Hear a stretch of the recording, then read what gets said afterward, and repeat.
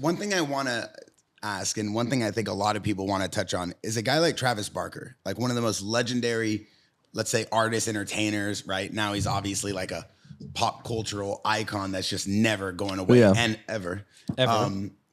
Then you have Kells, who's like on the other side of this guy who's basically like reinvents genres like weekly, does whatever he wants, and then just sets radio on fire, sets mainstream media on fire, does whatever he needs.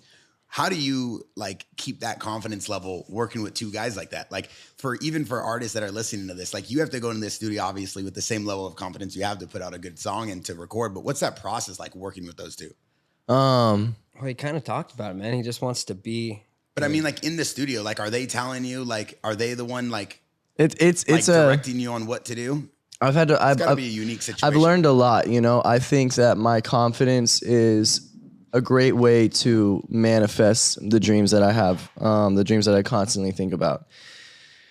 But like we talked about before, wisdom is so important. And when I first came into this, I had no clue about anything. So it was actually the perfect kind of equation of my blissful ignorance about music. I didn't have any predisposed idea of what should be right, and their wisdom of what is right was like the perfect storm to create wonderful things. And that was what Travis told me when he first met me, was like, so funny enough, when we met, he was like, did you listen to punk music growing up? And I was like, no, because I didn't, dude. I grew up like super conservative in the church, and my parents, I listened to like church music and maybe radio sometimes. So when I was growing up, it was like Iggy Azalea and stuff like that, you know? So I had no really, I love Justin Bieber too. I was allowed to listen to Justin Bieber, the boy. And so that was where my music inspiration came from. And so when I met Travis, he was like, and I wanted to make rock music, he was like, did you listen to it? And I was like, no. And he goes, perfect. And I was like, why perfect? He was like, that's the most punk thing I've ever heard. And he was like,